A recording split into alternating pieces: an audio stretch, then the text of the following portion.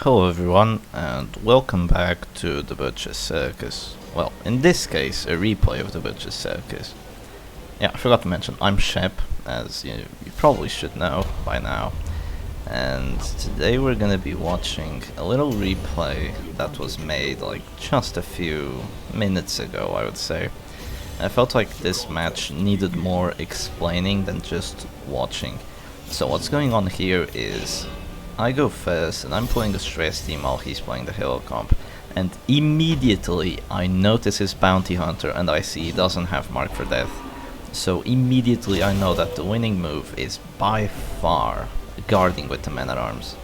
If you do that, your Houndmaster stays safe, and if your Houndmaster stays safe, you can win any match with stress, and I mean any match. So my opponent goes for a Zealous Accusation, which is interesting. I would have gone for a stun if I were him, but he still does decent damage. I of course go for a Bulwark of Light, which is gonna further increase my protection. At this point the Man-at-Arms has 80% protection, so even if my opponent marks him, I'm totally cool with it. So here I'm gonna go for a slam, 85, and I miss, and honestly I'm not even gonna complain, because the Abomination is here to transform and just transform twice and survive. That slam was good, but it wasn't like that meaningful. So you know what, no hard feelings. RNG, that's just the way it is. 85, he got the round 1 dodge. So he goes for a come hither. He actually does 1 damage because of the crit. And here's something interesting about my opponent. He actually has the piercing coral on his arbalist, but he doesn't have the stabilizing tiller. Here I'm relatively fortunate to hit all of his characters, and you can see now. The thing is, if you can't kill the Houndmaster, you're screwed if you're playing a team like what he is. Yeah, he does 6 damage even against the mark. Normally you see Arbalest doing like 40 damage nukes, and now he's not. And why is not having mark for death so important? You cannot go after this Man-at-Arms. He has 80% protection, he has bellow debuffs on you. You cannot focus him down. But if you don't have mark for death, there is no other character you can mark. So instantly, if you go against a stress team that is relatively decent, you lose. Do not play without mark for death. It just seems that people have forgotten about what the original meta was. The original meta is this, what I'm playing. It's stress, it's having a Houndmaster, a Man-at-Arms, an Abomination, and then another character. And the Crusader is perfect for this because he buffs protection up even further with the Bulwark of Light. He also has Zealous Accusation. He actually has a decent healing option. Yeah, so getting that crit with the A-bomb there is actually gonna make my riposte way stronger. Any little thing that can influence that.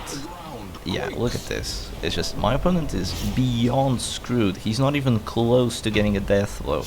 And it's already looking like this. I have been quite fortunate with my Hound's Harries, but it's just, if you play this team, bring mark for death. Don't forget not to bring it. It just seems like everyone has forgotten what the real OG team was. This is the first meta. This is the best meta. I know everyone's like, oh, Halo Comp is the best. I mean, I say that myself. Halo Comp is like the best, and Darkest Mark, and DOT, go burr. But don't underestimate stress. Never underestimate stress. It's still really powerful. And if you want to beat a stress team like what I have here, you either have to race it with DOT, you have to focus down that Houndmaster like there's no tomorrow, or you need to deny him by having ripostes. There's no other chance. You cannot focus the other characters and think that you're like gonna win or something, unless you focus them really fast. But if you just let this Houndmaster play, you have no chance. I'm sorry, buddy. So yeah, this will be quite a fast replay because it's quite obvious for now that, you know, my opponent is in a losing position, but he's actually gonna do a Hail Mary play right here. So you see this Jester, he wants to use a finale. He has 2 damage trinkets, but he's only gonna use 1, which is the Reaper Shroud, which gives him 15% damage. And his goal is to do at least 12 damage to my Abomination. Now I have 30% protection, He only has 15% damage buffs. He has 2 finale buffs. So with 2 finale buffs, his base damage should be about 12 to 21.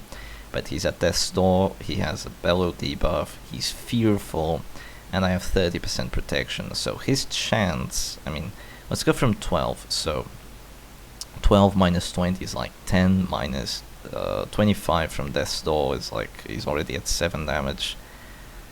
Fearful is like minus 15 damage, so he's like at 6 or 5, and with the Reaper Shroud only buffs it up to like 8. So I'm guessing he has like 8 to 14 finale damage. And he decides to go, oh, not to count my protection, yeah, I forgot about the protection. So he probably has like, against 30% protection, he probably has like a 5 or a 6 to 11 chance of getting a death blow, so I suppose he really did have to get a crit there. Yeah, this is the kind of math you need to have while you are playing against the finale. And yeah, he just goes for it, it deals 8, and yeah, that's an instant surrender. So yeah, GG to Esprington, bring Mark of Death, bring the Stabilizing Tiller.